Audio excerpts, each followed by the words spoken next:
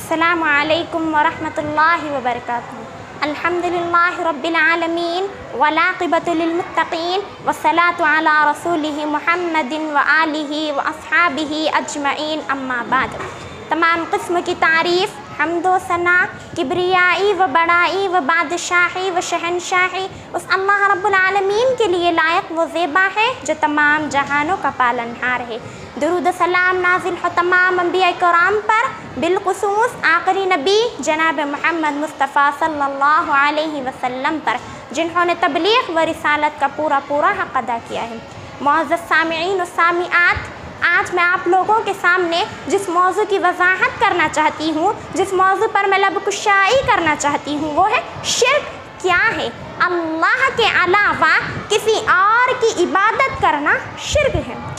کیونکہ اللہ تبارک و تعالیٰ نے پیدا ہی اس کی عبادت کے لیے کیا ہے۔ وَمَا خَلَقْتُ الْجِنَّ وَالْإِنسَ إِلَّا لِيَعْبُدُونَ، میں نے جنوں اور انسانوں کو اس لیے پیدا کیا کہ وہ میری عبادت کرے۔ اللہ کے علاوہ کسی اور سے مانگنا بھی شرک ہے۔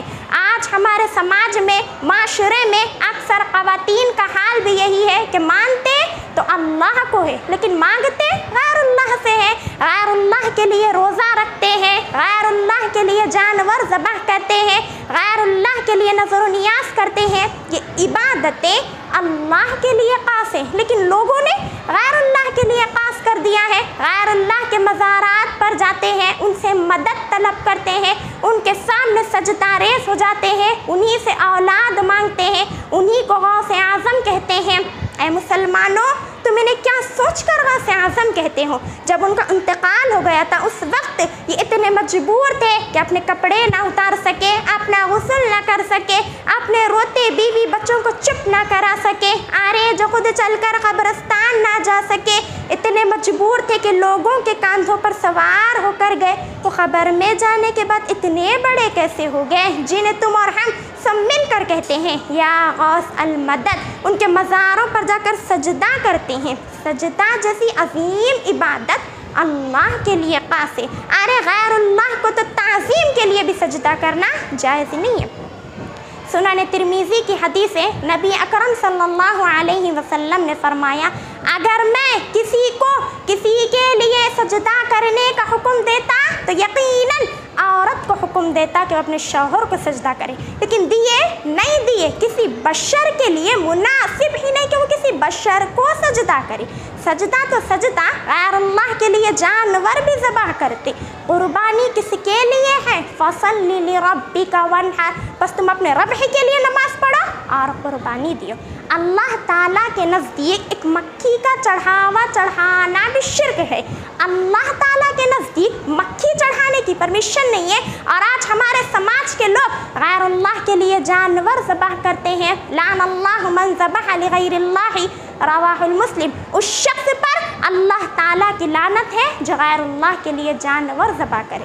اسی طرح من علق تمیمۃ فقد اشرک، جس نے تعویذ لٹکائی اس نے بھی شرک کیا۔ من حلف بغیر اللہ فقد اشرک، جس نے غیر اللہ کی قسم کھائی اس نے بھی شرک کیا۔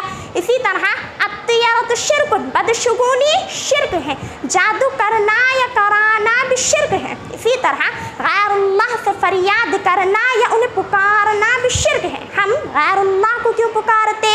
کل قیامت کے دن ہماری اللہ سے سفارش کر کے ہم سب کو جنت میں لے کے جاتے۔ اچھا ٹھیک ہے، تمہارے دل کی تسلی کے لیے مان لیتے، اس بات کی گارنٹی ہے ارے یہ خود جنت میں جائیں گے بھی، یعنی اس بات کی بھی گارنٹی نہیں ہے، لیکن ہمارے پاس گارنٹی ہے جب تک ہمارے امام سید الانبیاء جناب محمد مصطفیٰ صلی اللہ علیہ وسلم کسی کی سفارش نہیں کریں گے، کسی کی شفاعت نہیں کریں گے، کوئی شخص جنت میں داخل نہیں ہو سکتا۔ پہ ہرا جھنڈا لگا لینے سے، غیر اللہ کے نام پر عید و برات کرنے سے جنت میں نہیں چلے جاتے۔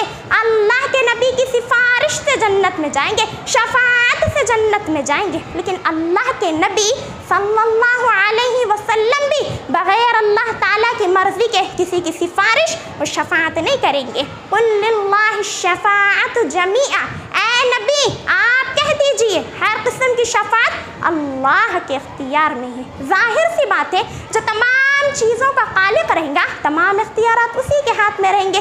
ज़मीन और आसमान को पैदा करने वाला भी वही है, चाँद और सूरज का रब भी वही है, अरे नफ़ा व नुकसान का मालिक भी वही है।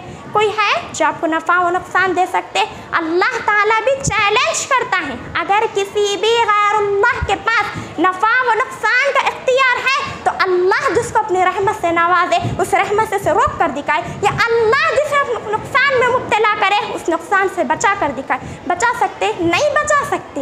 ये शिर्क ऐसा गुनाह है जिसे अंबिया इकराम भी करते तो उनके भी तमाम आमाल अकारत हो जाते।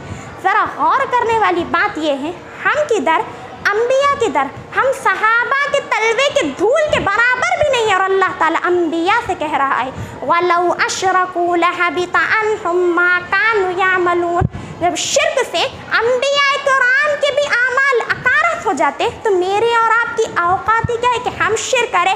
मैं और आप किस खेत की मूली के जो दिल में आए वो काम कर ले। दीन मुकम्मल है, कंप्लीट है, इसके बावजूद भी हम ये जो प्रोपेगेंडे रचते हैं इस्लामी तालीमात के मनफी हैं। इरशाद बारी ताला है अल-यौम अकमलतु लकुम दीनकुम व अतममतु अलैकुम निअमती व रज़ीतु लकुमुल इस्लाम दीना।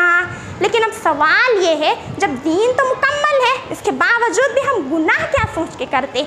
अल्लाह गफूरुर रहीम है जी, माफ़ कर देता। ये बात हम भी बोलते, अल्लाह गफूरुर रहीम है, बड़ा बख्शने वाला है, लेकिन अल्लाह ताला ने फरमाया इन्नल्लाह ला यगफिरु अन युश्रक बिही व यगफिरु मा दून ज़ालिका लिमन यशा। बेशक अल्लाह ताला उस गुनाह को नहीं बख्शेगा कि उसके साथ किसी और को शरीक ठहरा जाए, इसके सिवा और जिस गुनाह को चाहे वो माफ़ करते। ज़रा सोचो मुसलमानों, अगर तुम्हारी माँ के रहते बावजूद तुम किसी और को माँ कहकर पुकारोगे, क्या तुम्हारी माँ तुम्हें माफ़ कर देगी? अगर तुम्हारी बीवी तुम्हारे रहते बावजूद किसी और के बिस्तर पर हो, क्या तुम उसे माफ़ कर दोगे? अगर तुम्हारे शौहर तुम्हारे रहते बावजूद किसी गैर औरत के बिस्तर पर हो, क्या तुम उसे माफ़ कर दोगे? जब तुम नहीं माफ़ कर सकते तो वो अल्लाह जो खालिक़े कायनात है, जो हमें हर नेमतों से नवाजता है, अगर हम उसके साथ किसी और को शरीक ठहराएंगे तो वो हमें कैसे माफ़ कर देगा? जब अल्लाह के नबी सल्लल्लाहु अलैहि वसल्लम इस दुनिया में तशरीफ़ लाए, जब दावत व तबलीग का काम शुरू किया तो अपनी उम्मत से पहले ये नहीं कहा नमाज़ पढ़ो, रोज़ा रखो, हज करो, सबसे पहले तौहीद को आम किया और शिर्क से बचने का हुक्म दिया। लेकिन आज हमारा हाल इसके बिल्कुल बरअक्स है, तौहीद से दूर होते जा रहे हैं, शिर्क से अपनी नज़दीकियों को बढ़ाते जा रहे हैं। ऐ मुसलमानों, मैं तुम्हें अब भी आखिर में सिर्फ एक ही मैसेज देना चाहूँगी, एक ही पैगाम देना चाहूँगी, ला तुश्रिक बिल्लाहि व इन कुतिलता व हुर्रिकता। अल्लाह के साथ शिर्क ना करो, अगरचे तुम्हें कत्ल कर दे या जला दे। आखिर में मैं अल्लाह रब्बुल आलमीन से दुआ करती हूँ कि उम्मत मुहम्मदिया को शिर्क, बिदात और खुराफात से महफूज रखे और किताब व सुन्नत पर अमल करने वाला बनाए। आमीन। अस्सलामु अलैकुम।